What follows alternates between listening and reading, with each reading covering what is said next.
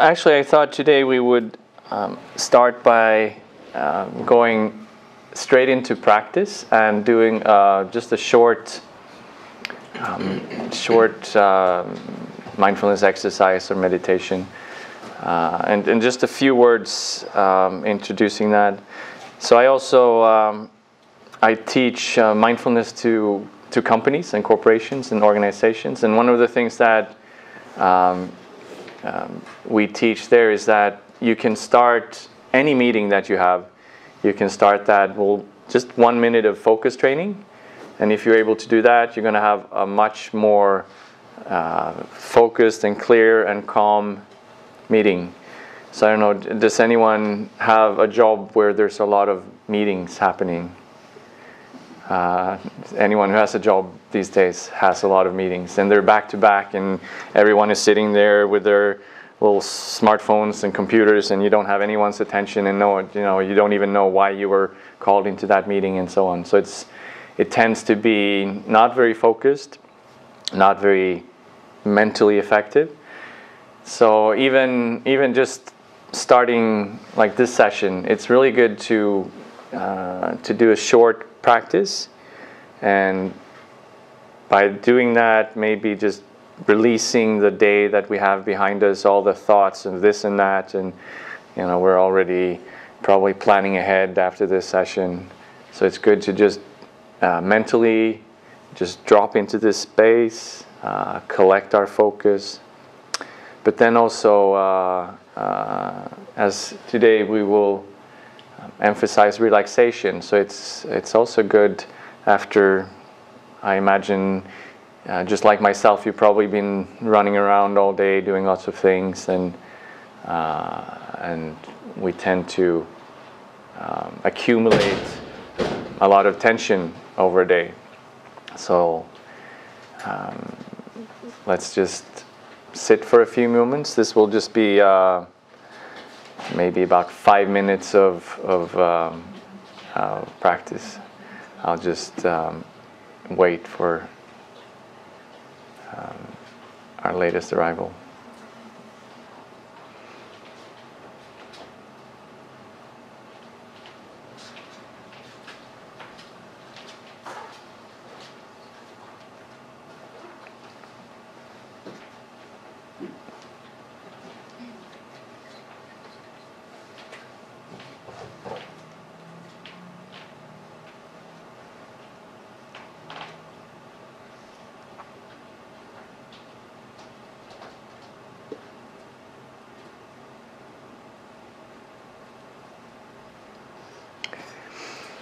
Okay, so just find yourself a comfortable posture. These chairs are a bit, I think, personally I prefer to maybe slide forward, so just to be able to have a straight back. That's the most important thing.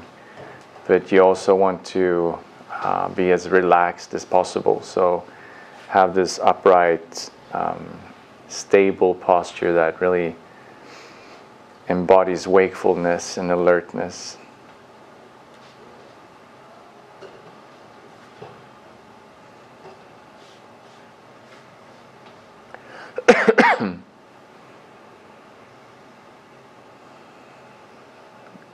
And then just give yourself permission to really let go of the day that you leave behind.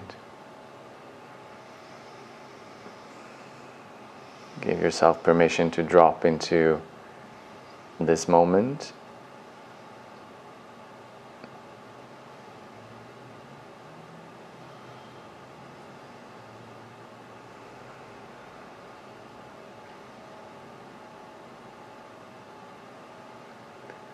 Maybe also leave behind this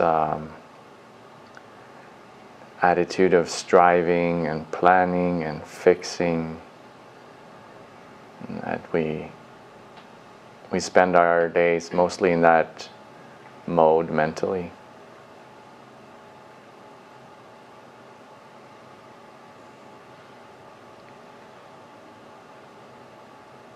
So allow yourself to shift gears and just allow your attention to drop down from the head and into your body.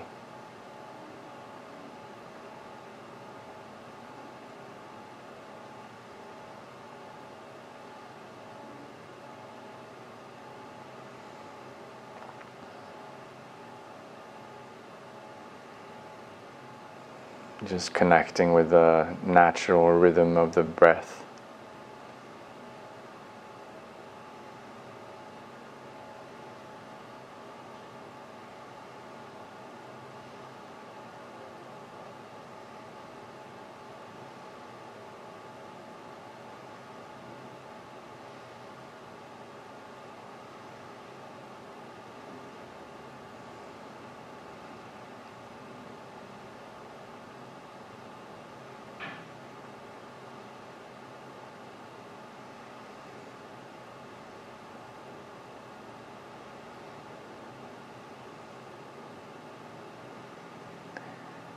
Then just briefly connect with your motivation for joining this class this evening. What do you hope to get out of spending the time here?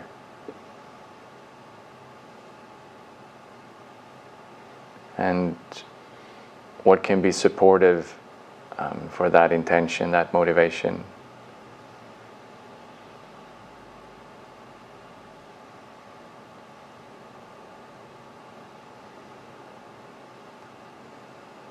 Okay, and then if you have your eyes closed, you can just open your eyes and bring your attention back to the room and the screen and me, the group, everything that's going on.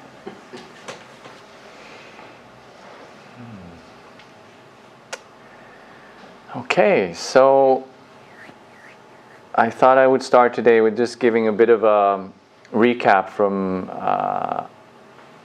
what we talked about last time, just setting the frame again, and then the main focus today will be the cultivation of mindfulness with emphasis on this aspect of relaxation, which is really a core foundation for this type of training or cultivation or whatever we're doing. But just to check, are there any questions remaining from last time? Anything that's come up? Maybe you started doing some of the meditations, or anything that lingers from last time. And if there's questions, also please, you don't have to ask them in English. I might answer in English, but you're very welcome to ask them in Swedish.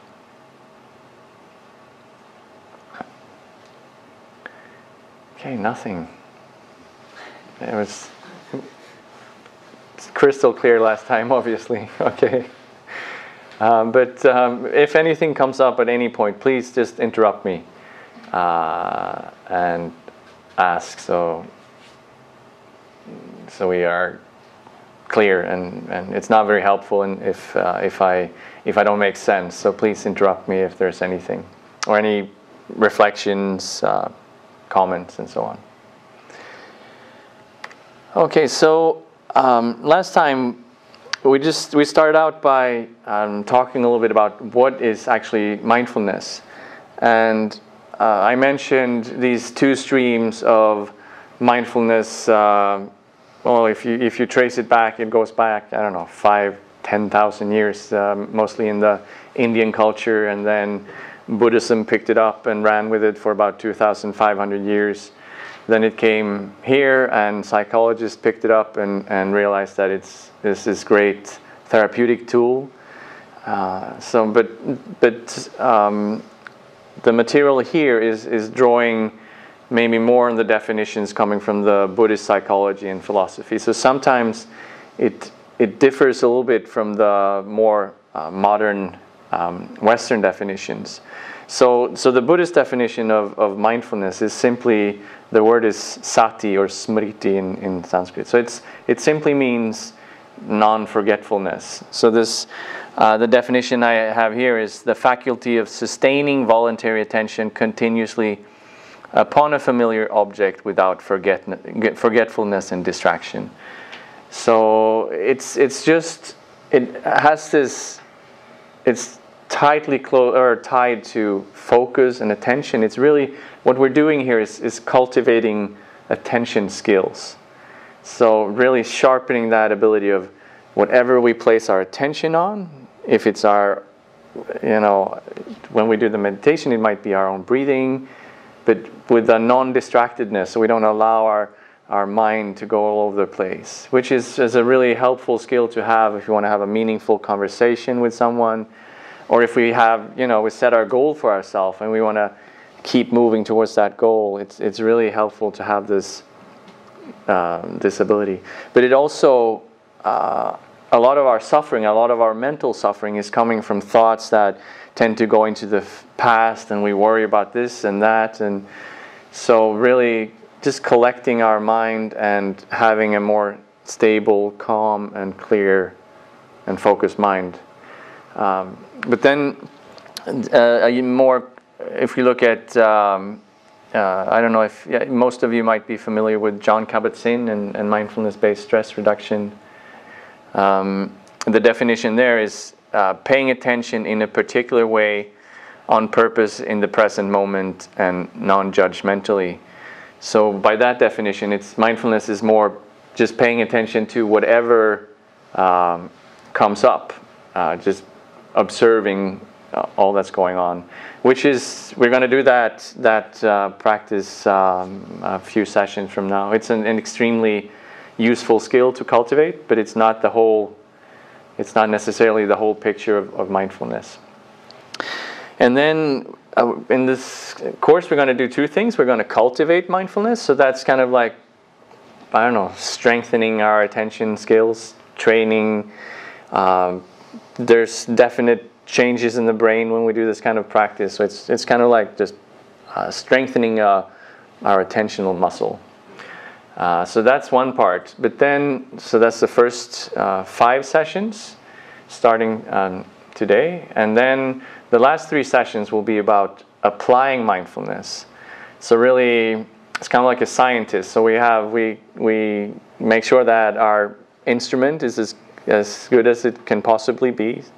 So like we want to study something, then we need a good microscope, or we want to have a good telescope if looking at the stars or something.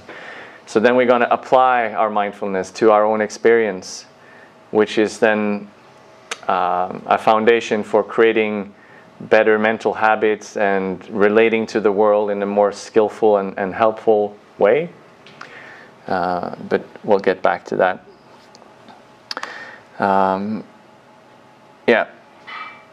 I also, last time I mentioned the 3 main challenges that we'll run into when we start cultivating this ability of focus, or what's called shamatha in Buddhist terminology.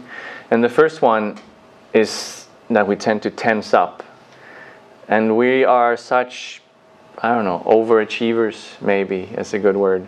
We want to be, good at everything, and we want to get the highest marks. And so we try to, really clamp down, and, if someone said focus, so now I'm focusing, and it's a terrible strategy, because it's not sustainable. So tension, and it's a source of a lot of the stress that we experience. So that's the challenge. And then the other challenge we have is this overactive monkey. Do you have a monkey mind? Or is it, maybe it's just me? I think our lives are so complicated today.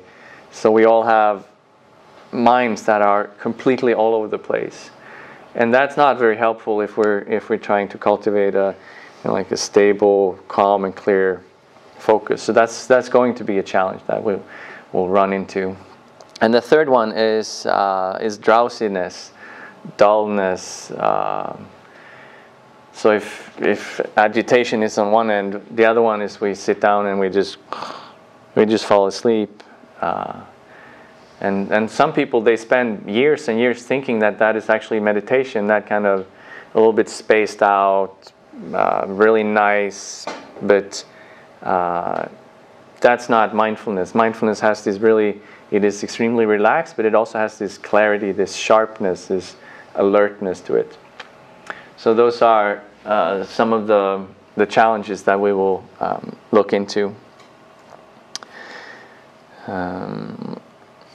Okay, so starting today, we will start by cultivating this skill of shamatha, or focus, or attention.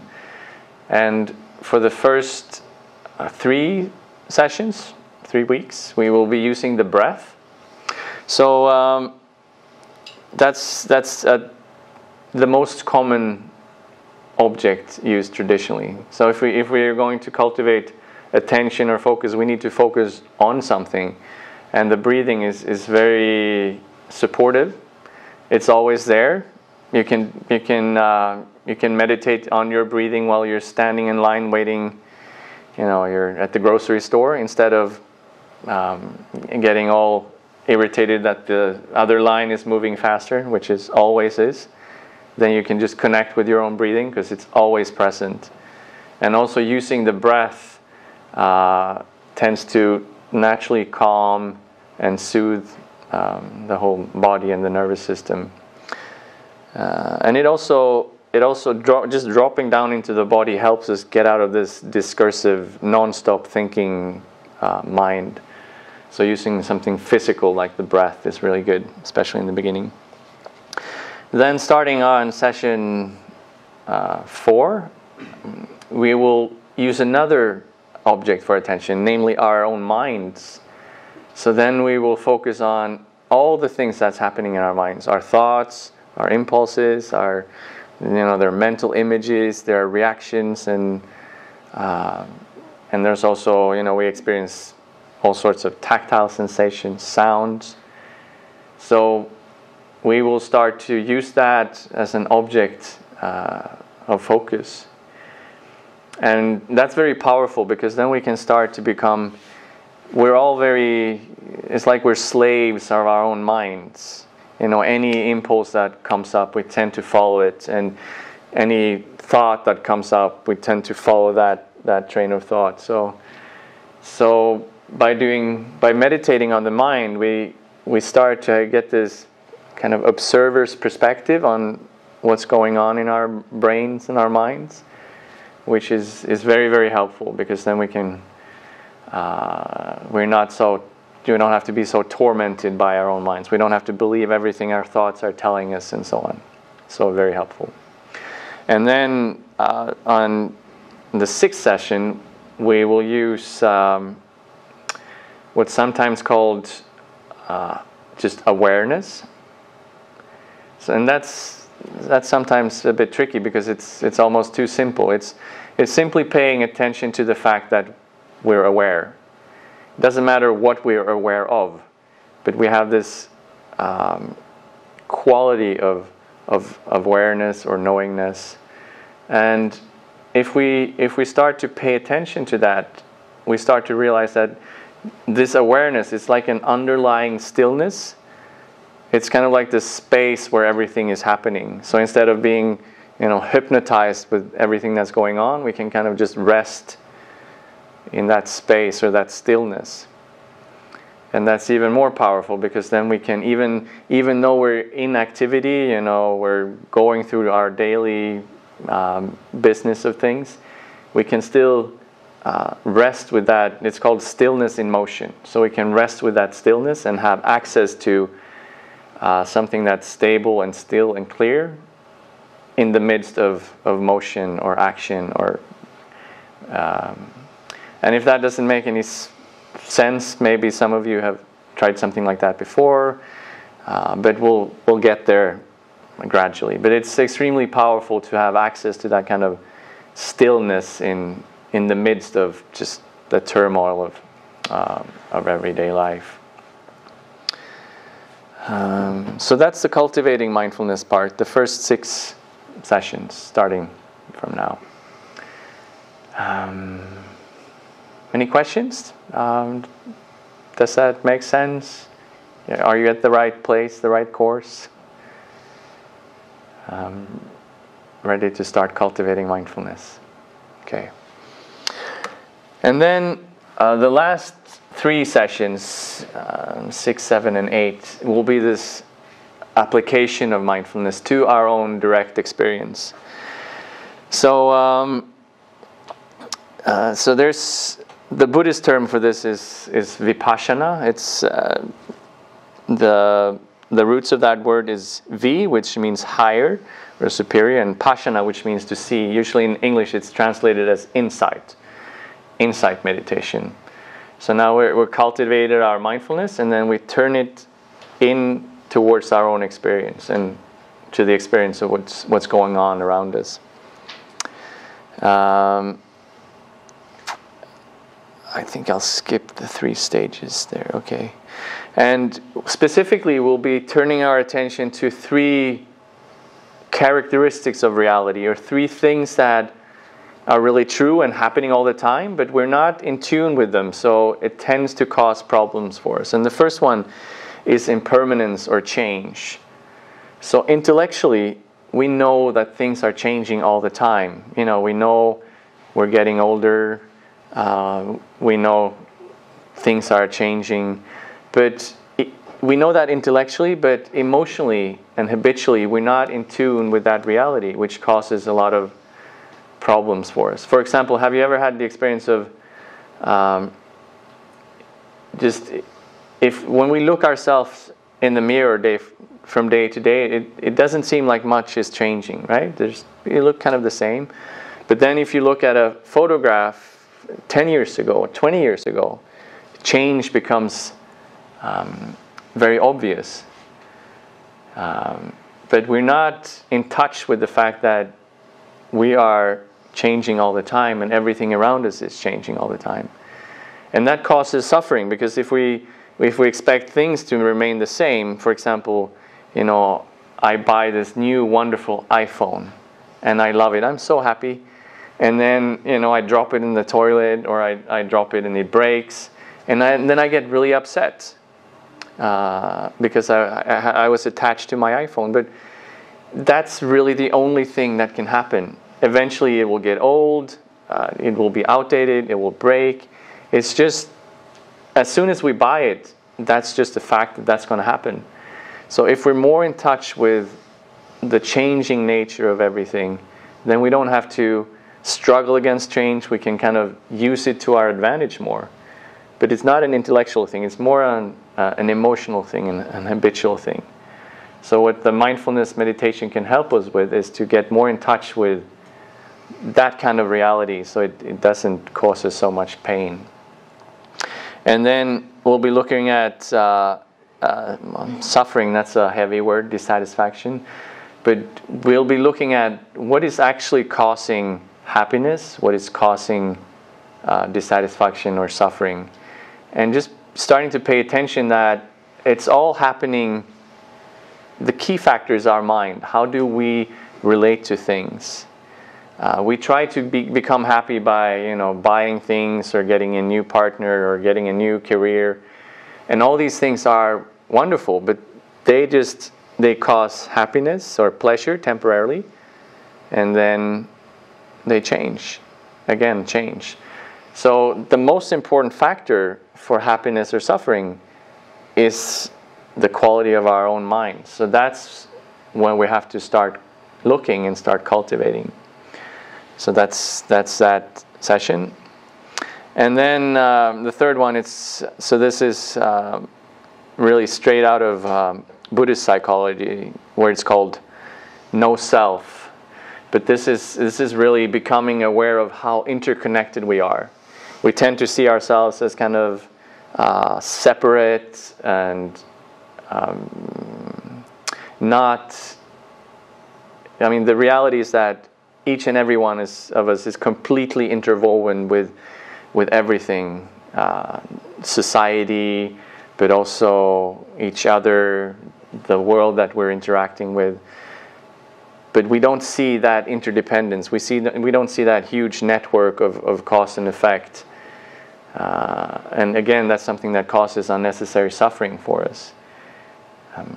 So we place too much emphasis on this separate, individual, static person that we experience ourselves to be, and too little emphasis on this interconnected nature of things. So that's the third application of mindfulness. But yeah, we'll get back to all these things in due time.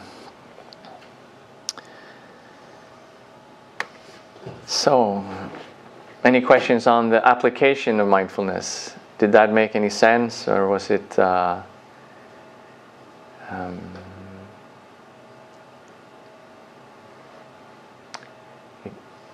either made sense or you're all completely baffled? Okay. Yeah. Maybe you'll get to it later, but I have a kind of basic. I see a kind of basic conflict between always being able to be in a non-judgmental state of acceptance, Yep. and then being able to reconcile that with things like choice and action. Yeah. Because in order for me to make a choice or to decide to do something, I must at the very least make sure that that is in line with my internal value system to feel like I'm in flow. Yeah. And if I want to do that, I must judge. Yeah. And that is why the Western psychological definition of mindfulness that's one of the reasons it's not a very good one, because non-judgmental might imply non-discerning.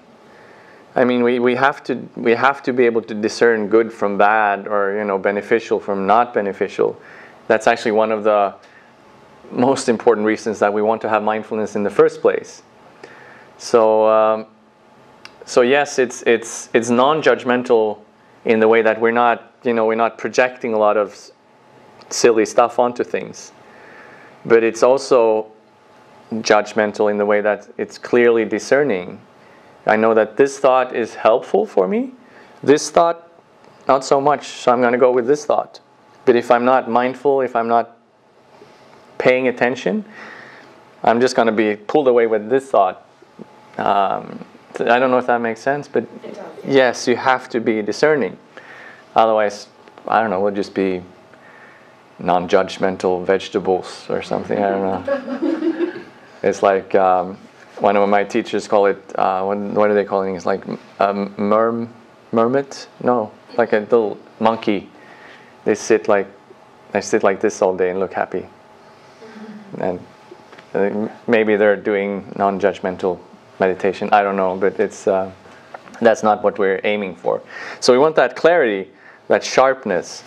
It's extremely important, because if we don't have that, we can't act in line with our values. We can't see what's helpful. So that's also another thing that I should mention, is that even though I don't talk about it so much, this the practices we're doing, they're kind of embedded in an ethical framework, because mindfulness in itself, if you're going to be a really good sniper, like the person in war who lies around and waits for people and then kills them, very good to have mindfulness. It's good to be relaxed. It's good to be focused. So if they can practice mindfulness meditation and become better snipers, but that's not very helpful for the world. So it's so implied in all the things I'm talking about here is really that we have this intention of doing this because it's beneficial to ourselves. It will reduce our stress. It will make us create more clarity in our minds. It will make us more mentally efficient, whatever. But also it will help us become kinder to ourselves, pay more attention to ourselves, and also pay more attention to others, and be more in tune, be more empathic, and so on. So so really, mindfulness, in a way, you can use it for both. But I'm hoping that you're not here to become great snipers or anything along those lines. Yeah, that's a bit of an interesting side note, maybe. But so discernment, very important. What's helpful, what's not helpful, and also what are all the silly? I mean, our minds are telling us so much nonsense. So have you ever been really angry at someone at work, for example? Probably. How does that person look when you're angry with them? Do they have any good qualities in your mind? What would you say? No? They're just the devil. They're 100% bad in that moment for you when you're really angry with them. But it's very obvious that's not real. It's not reality. You know, they have many good qualities. You know, they have people who love them. They probably have fantastic qualities.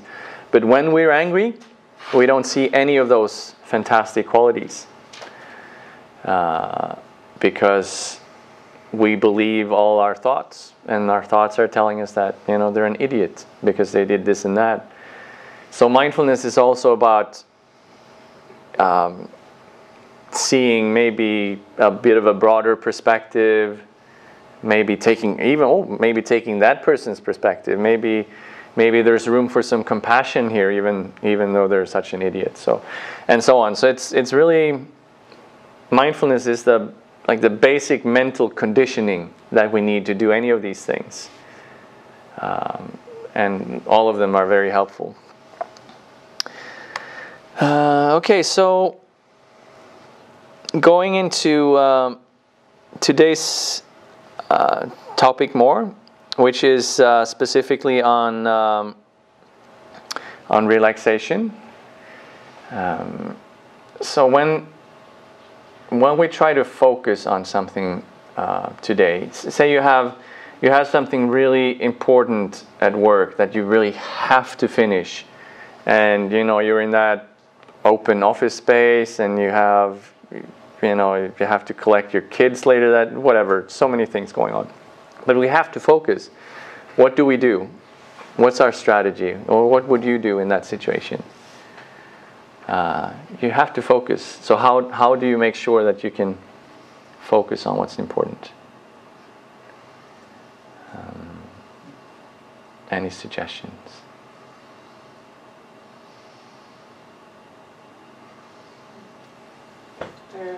If I really need to read something because I'm studying right now, then I really need to focus on that, and I have a lot of things.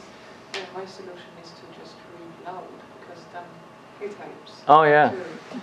Yeah. So we'll have different tricks and ways of. But I think also one thing that we do, and this is, if you look at like traffic controllers at Arlanda, they have to focus, otherwise planes crash. But they can only work like 30 minutes. Then they have to have a break, because what we tend to do is we tend to really clasp down, and I have to get this done, and I have to focus, and I can't care about this. So we tense up and we clamp down. That's how we focus. And then after a day like that, we just crash into the couch when we get back home. So we have two modes. We have working, focusing, and then we have relaxing, which is just crashing basically.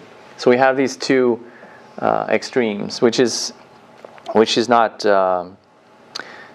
helpful.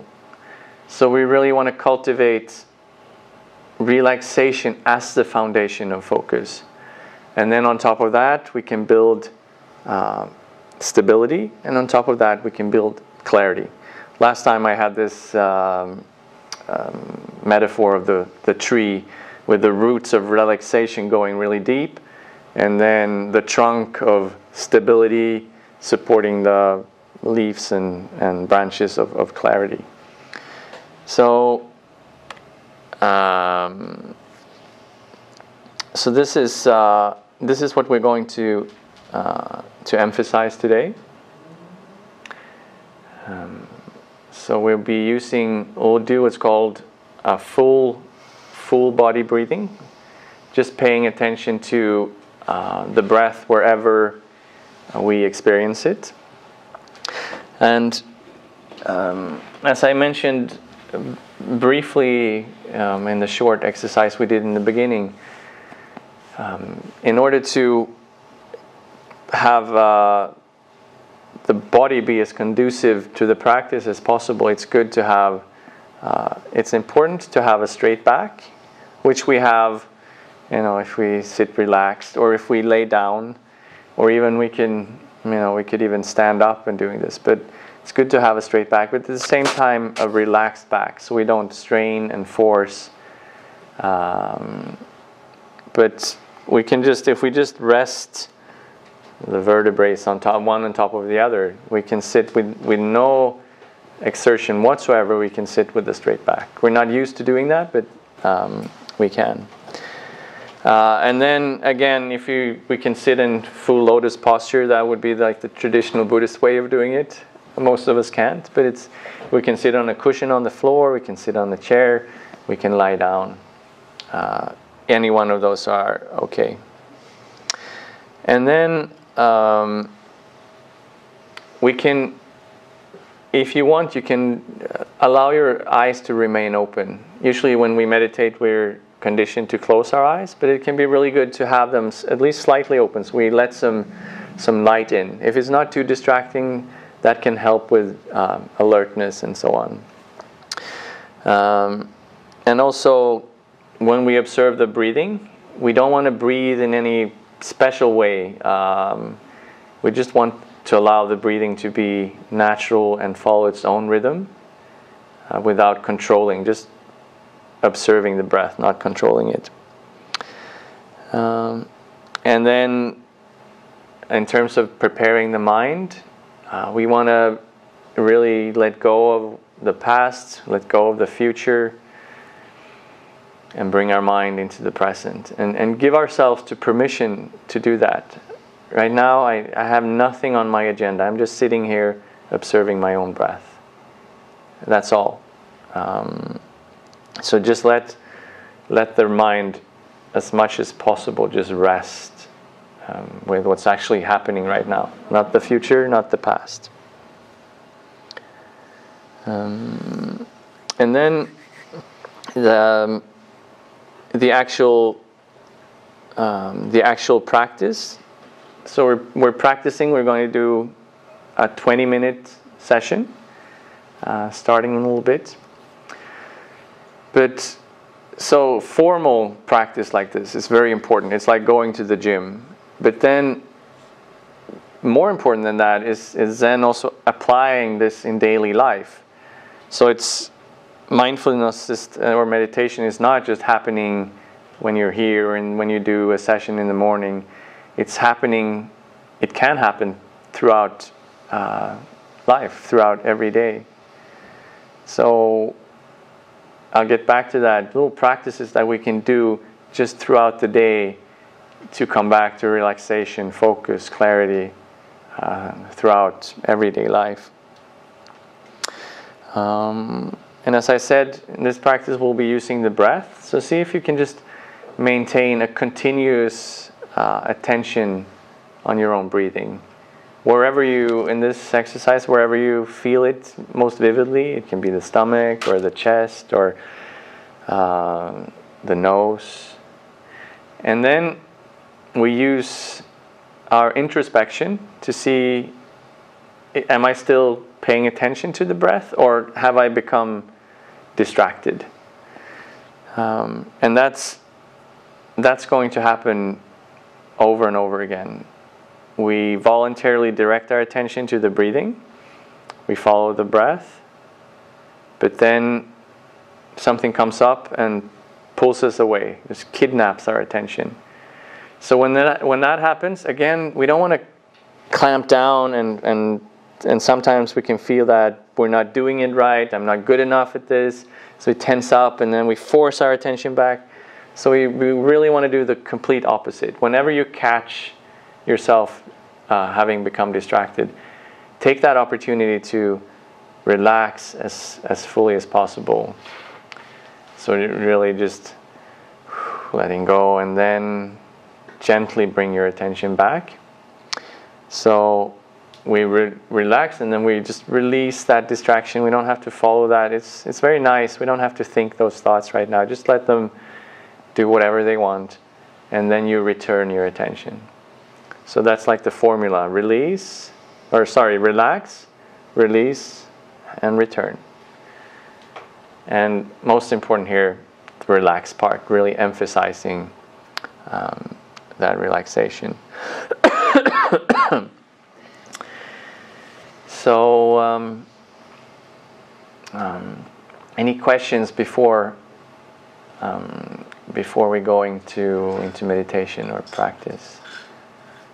I have a tendency to go into this focus, Yeah. focus mode, and it's not very helpful.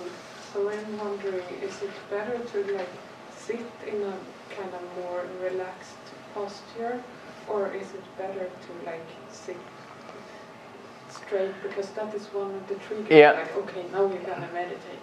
Yeah. Do you understand? I do understand. I understand, and it's so common. Like, okay, meditation, and we tense up and and especially if we've we've been meditating for a while and we kind of created that habit. So actually, what I would recommend lying down. If you feel comfortable, just grab two mats and lie down on the floor behind you. Because when we lie down, it's much easier then we can really relax and let go.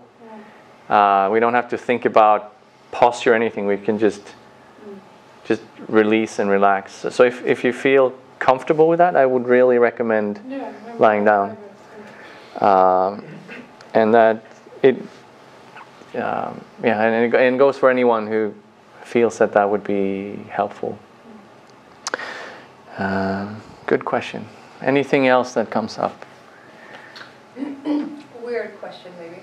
But like when we think about feelings and thoughts, which one is driving the other? Is it the feelings that drive the thoughts, or is it the thoughts that triggers the feelings? And why I'm asking this is because you said that with the mindfulness we'll be able to identify what is happening better and perhaps can you control feelings in that way? Or it's like one is leading. The answer is both. It's a really sometimes vicious circle. A thought just pops into my mind, and then boom, that creates this fear or anxiety or whatever, strong feeling. And then that feeling will kind of feed into the story, the thoughts. So it's really a feedback loop with thoughts creating feelings and feelings creating thoughts. So one of the very helpful things that we can do is first separate them, so we can pay attention, because the feelings, they live in the body. I can just pay attention to, okay, there's some real tension here, or strictness over the throat, or whatever. So just pay attention to the feeling, and I don't care about the story right now. Or we can also do the opposite. We can pay attention to the story. This guy is such an idiot, blah, blah, blah, blah, blah, blah, blah. Or whatever the thoughts are. But the more we do that, we kind of start to see what's triggering what, and I don't have to, etc., etc. So it's a good question, and we'll come back to it in session 4, I guess, when we start observing the mind. But for now, it doesn't matter if it's a thought or it's a feeling. We actually for now, it's a distraction, because it's distracting us from, we're just paying attention to the breath. So thought, let it go. Strong emotion, let it be there, come back to the breathing. Whatever it is, just release it and come back to the breathing. So, make sense? Yeah. Good. Anything else? Otherwise, I'm gonna scoot down on the cushion.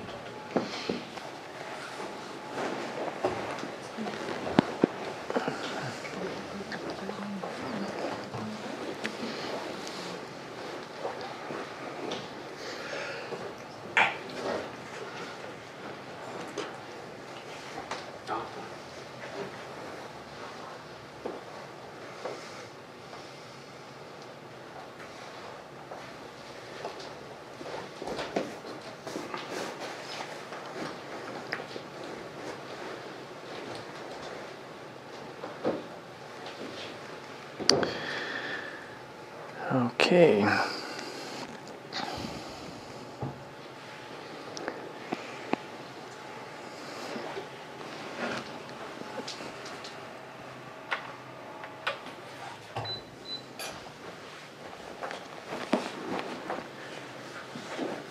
Some distractions are easy to get rid of, like turning on the PowerPoint projector. Or turning off, sorry.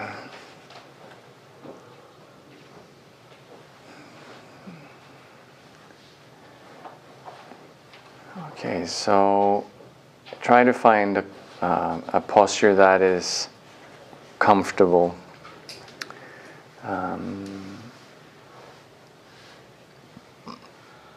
A posture that you can release and relax into, that supports you. And just see if you can just allow your weight to be carried by the floor or the chair.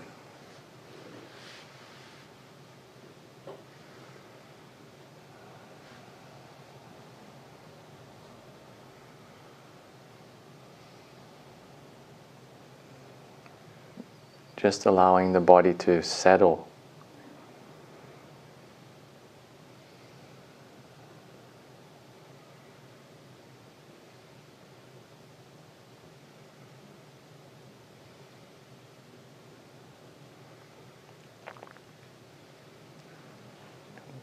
Letting the shoulders drop down. Maybe relaxing. Just pay some attention to your face. Allowing your eyes to get soft. Allowing your facial muscles to soften.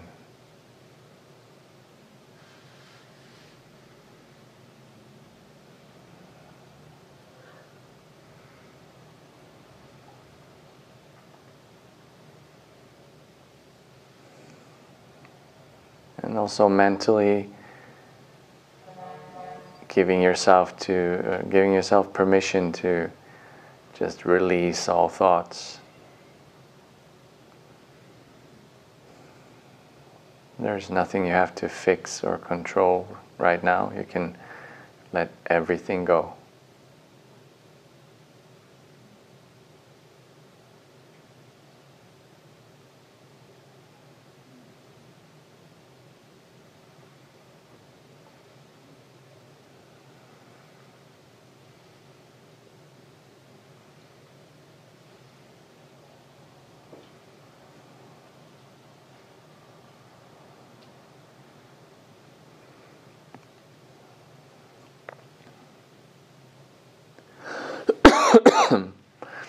And then you move your attention to your breathing.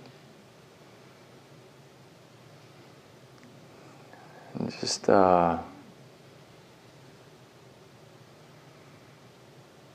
sensation of full body breathing. Wherever you notice your breath clearly, you can just rest your attention there.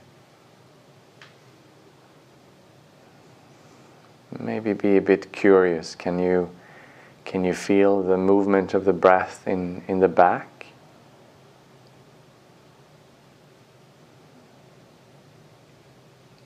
Can you feel that movement in the shoulders?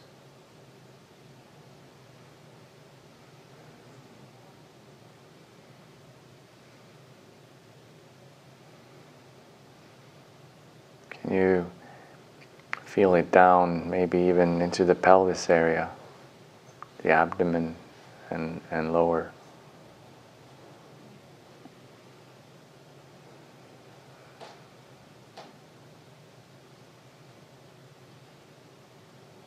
So just bring a kind and curious attention to your own breathing.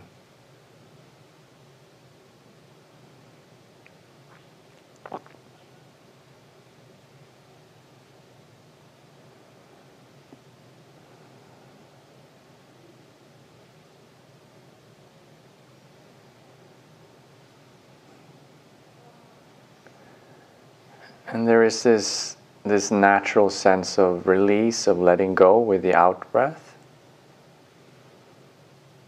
So you can use, when you breathe out, see if you can relax, release, let go. Use the out breath to just drop a little bit deeper into relaxation.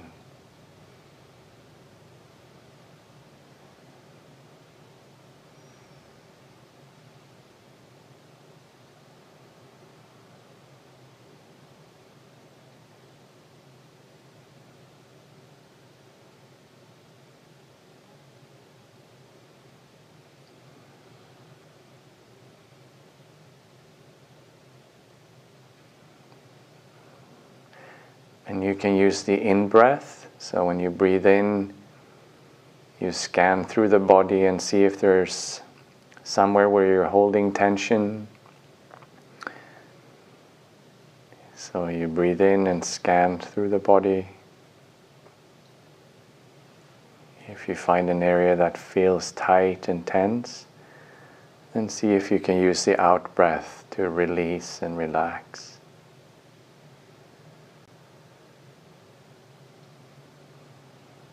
And we can just spend a few moments like this, scanning through the body on the in-breath and releasing, relaxing on the out-breath.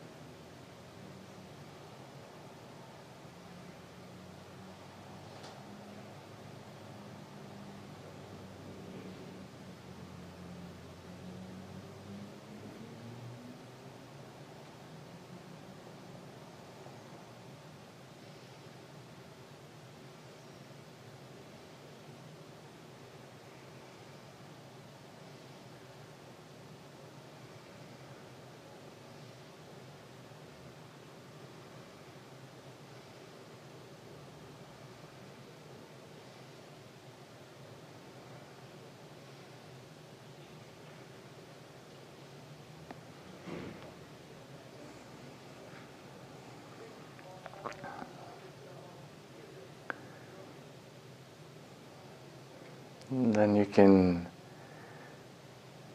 just let go of that and just bring your attention to the full sensation of each breath. Just allowing the breath to flow naturally and just becoming a neutral observer, not interfering, just paying attention.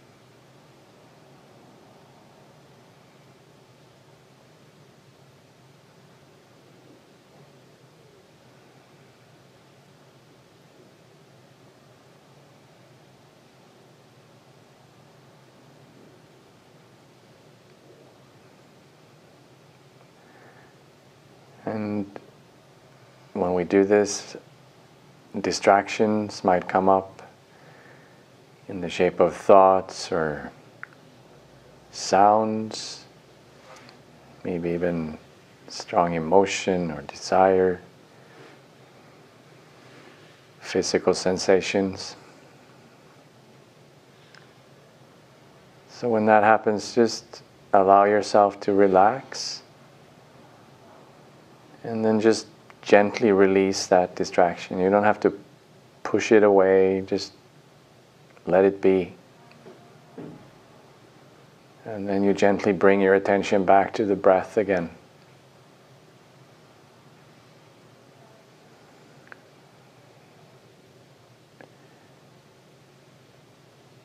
Just keep observing each breath.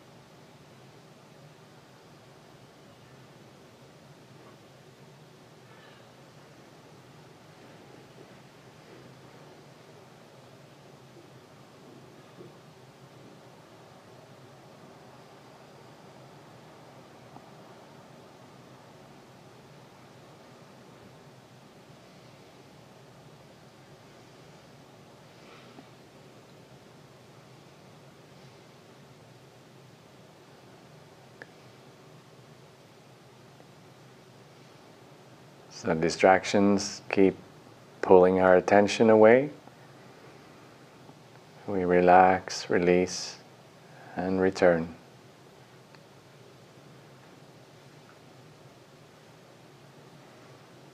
Gently, softly.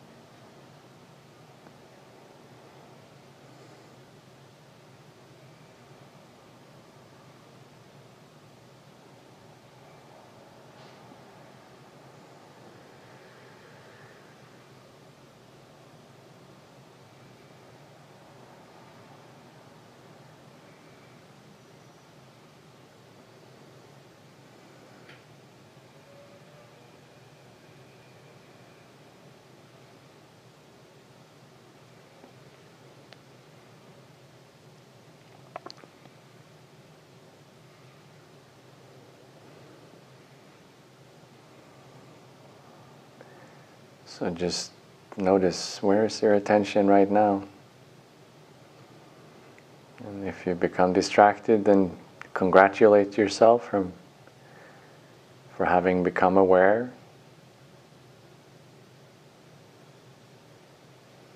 And then release the distraction and bring your attention back again. See if you can bring some curiosity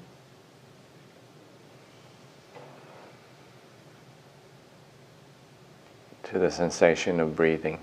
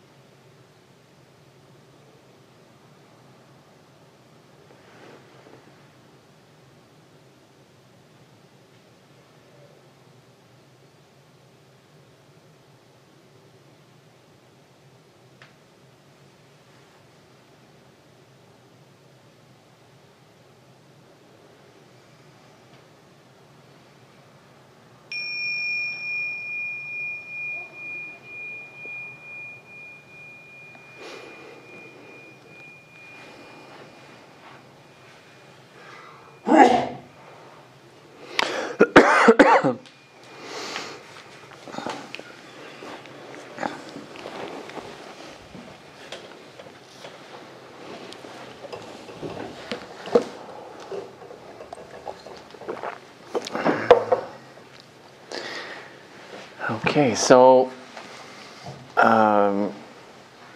maybe if it feels okay, you can turn to the person next to you and then just discuss your experience of doing this this meditation? What worked well? What was maybe more challenging?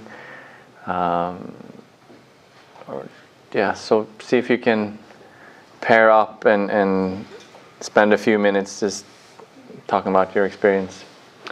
And of course, you don't have to do it in English.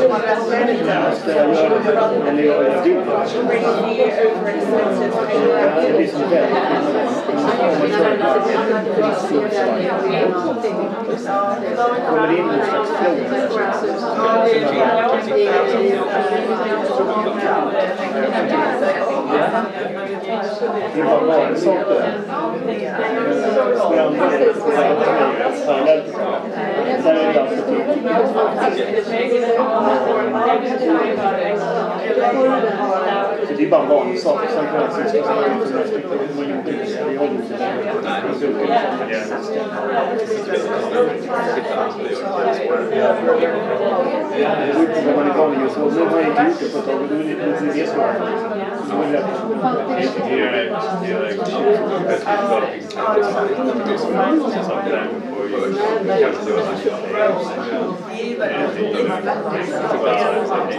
det är som sagt, det kan vara bra om man är trött, om man har lärt sig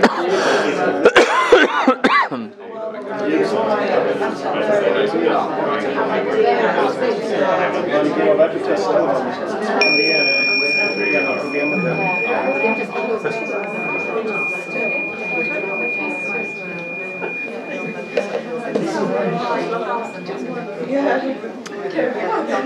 Okay.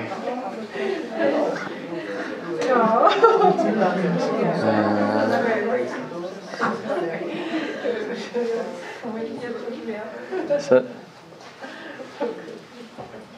yeah, maybe I'll turn this on again.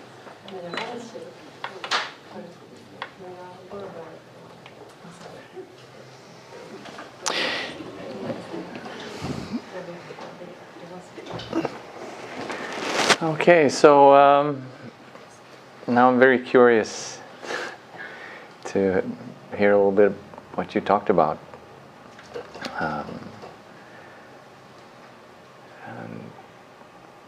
So are there any comments or oh, that's not good. Oh, ta-da. Q&A, questions or answers. What did you talk about?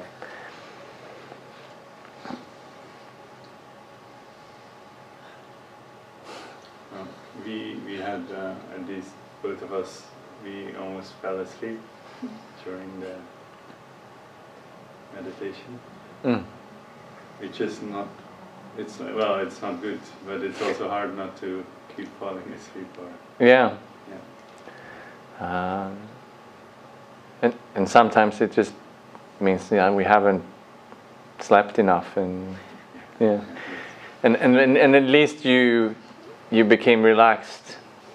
Obviously, otherwise it's very hard to fall asleep, I guess.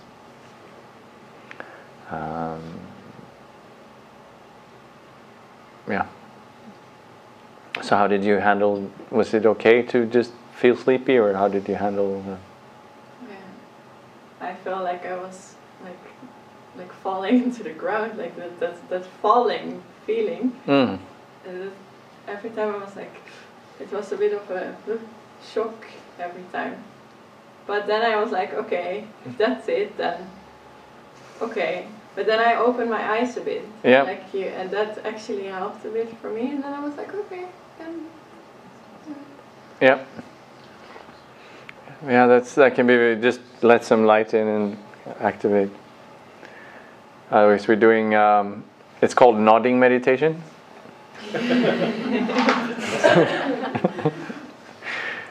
And yeah, but it's very important not to get upset with ourselves if we tend to feel sleepy or. It's not a problem. You just observe sleepiness. Yeah. Thank you. What do you do when you feel like the need to move? Because I had that now, and I struggle with it when I'm doing yoga. Yeah. Like, it's almost like a spasm. Yeah. But then this time I kind of used my memory, like I remembered how it felt to move. And then I could relax into it, like I was moving in my head but not in the body. But then I thought, oh, okay, so now I'm in the past or in a memory, and maybe that was. Yeah.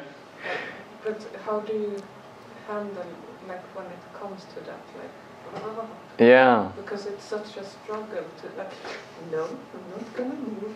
Feel the breath. It's tension.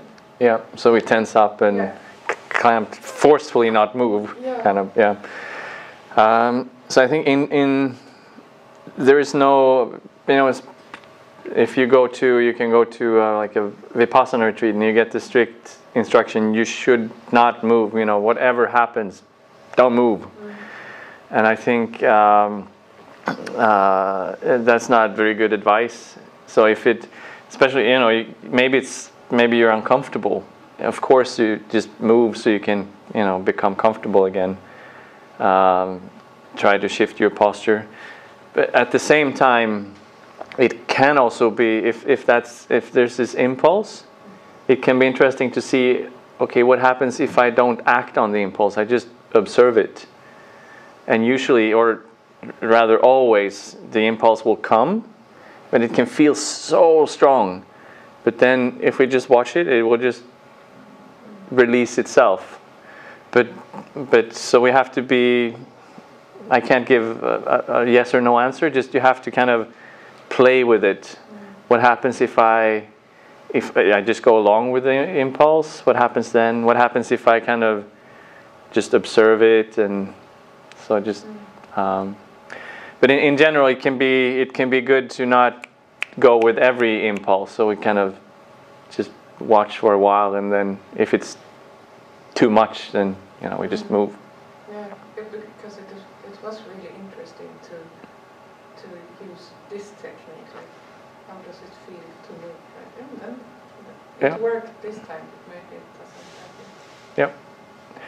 Yep. And I encourage you all to become like, I don't know, scientists of your own body mind. Just be curious and pay attention. What's happening? Just play around with it, and that's how we become skillful meditators, I guess. Okay. Anything else that came up? Anyone with at the opposite end of the spectrum? Lots of thoughts? Yeah. Yeah. Of course. Yeah. I always make stories. Yeah. If nothing happened, I have to make a story. Yeah. About nothing. Yeah. Always being very interesting. Mm. Yeah, the mind doesn't like doing nothing. Oh. Must be a story behind that. Yeah. Yeah. And then you can find out. So were there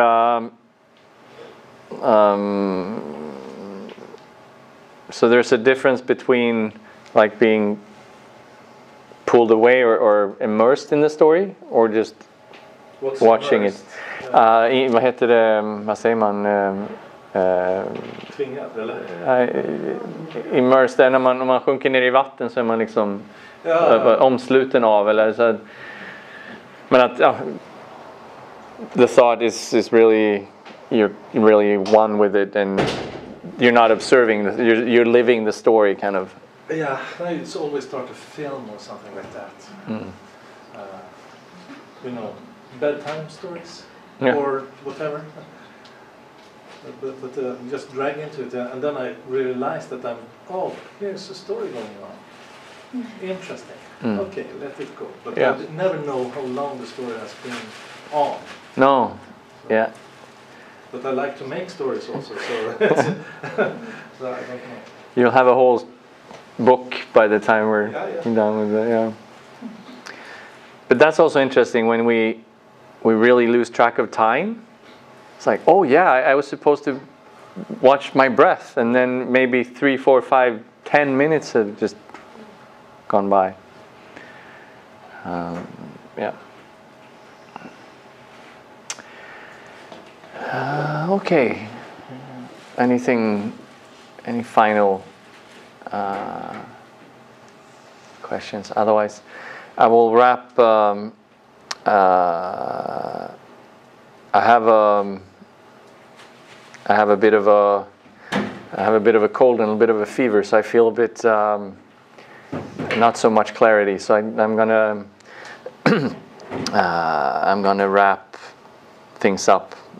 I thought we were gonna have a tea break and like that, but I thought are you okay to keep going? Yeah. Okay, so then I thought I would just suggest some practices that you can do until next time. And of course, what we just did is helpful. I'll try to put this up as soon as possible. But we have a YouTube channel, and you can find guided meditations from last time I did this program. If you wanna have a guided meditation, otherwise, just set a timer. Maybe you can do 10, 15 minutes in the morning or in the evening, whatever is most suitable for you. So you get that formal meditation practice in. It's really helpful, and I advise you to try to get a little bit in every day. It's much better if you manage 5 minutes every day. Then you don't do anything, and then Friday you remember, oh yes, I was supposed, and then you try to do an hour.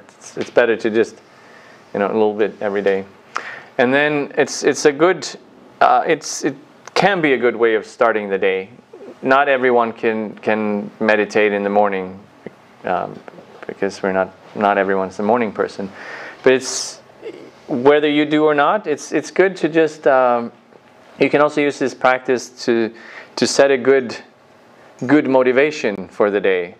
So I'm going to benefit others as much as I can. Maybe that's too wild, but at least we all want to have a good impact on our friends, on our family, on our colleagues, and just setting that motivation in the beginning of the day will kind of flavor the whole day. And then if we pair that with some mindfulness practice, we'll also be able to come back to that motivation, a motivation of self-care and a motivation of other care. Because for me, there's really the only really good reason for myself to practice meditation or mindfulness is to cultivate positive qualities. That's at least what I'm using this stuff for. So that can be good. Just set a positive motivation, do the practice in the morning, and then throughout the day, really see if you can get 30 seconds of this kind of exercise in. You feel that I'm really tense, I'm really agitated, I don't know what I should be doing. If we can catch ourselves, the problem is we usually don't catch ourselves. We just go through the whole day like that, and then we wonder what the hell happened. The day is gone.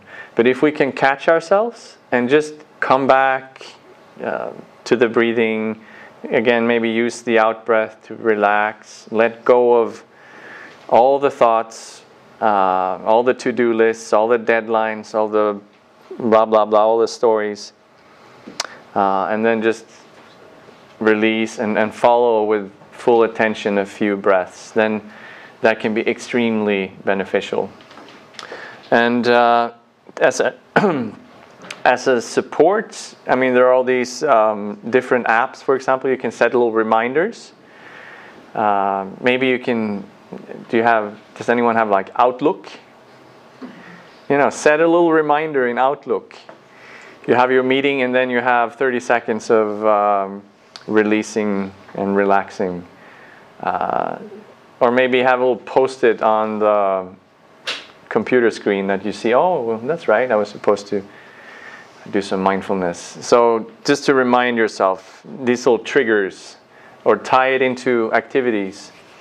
I heard one really good suggestion. So when the phone rings, instead of just picking it up, it can ring for 1 or 2 signals, no problem. So just, release, relax, come back to yourself, follow your breathing, ground yourself, and then you pick up the phone. You might be, nicer to the person at the other end, who knows. Maybe you're more present with them. Or before going into a meeting, walking there, you can just drop into your body, drop into your breathing, let go of everything, and then you'll arrive in that meeting in a much better mental state. And then last suggestion is in the evening. Here it can be really helpful with the lying down. What's in yoga, it's called the Shavasana posture, the corpse posture. And I very happily saw that. Maybe 5 people. Did we run out of mats back there? By the way, was it okay? No one had to lie on the floor. But so for this can be extremely helpful when going to sleep, maybe we have trouble falling asleep. Then while we're lying there, we do the meditation. So it's we're not trying to fall asleep or anything. We just lie there, release thoughts, and drop into the body. Follow our breathing. Distractions, we come back. Distractions, we come back. So we do exactly this exercise, but just lying down. And then at some point, maybe we start to feel a bit drowsy. Then we can maybe move out of the posture. Maybe we can roll to the side, or do something that kind of signals that, okay, I'm no longer meditating. I'm moving into sleep. But that can be a really good segue, övergång, into sleep. So releasing thoughts and relaxing, and then maybe moving gently into sleep. So that's a good way of ending the day.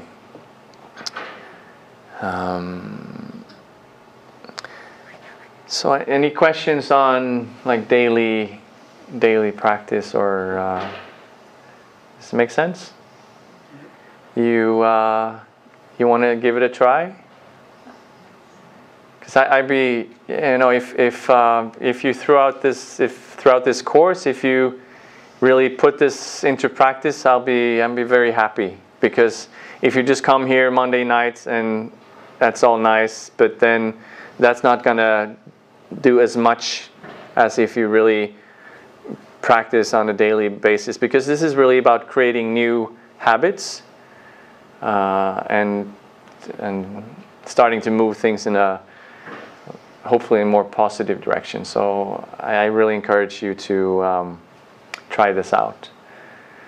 And final note, again, remember relaxation. Remember being kind to yourself. I didn't do my meditation yesterday. I'm such a failure, blah, blah, blah. We beat ourselves up and we're never good enough, and etc. So really base this in self-care and self-compassion, in just giving yourself 10 minutes to just sit down, relax, and just observe what's going on. It's a beautiful thing to do.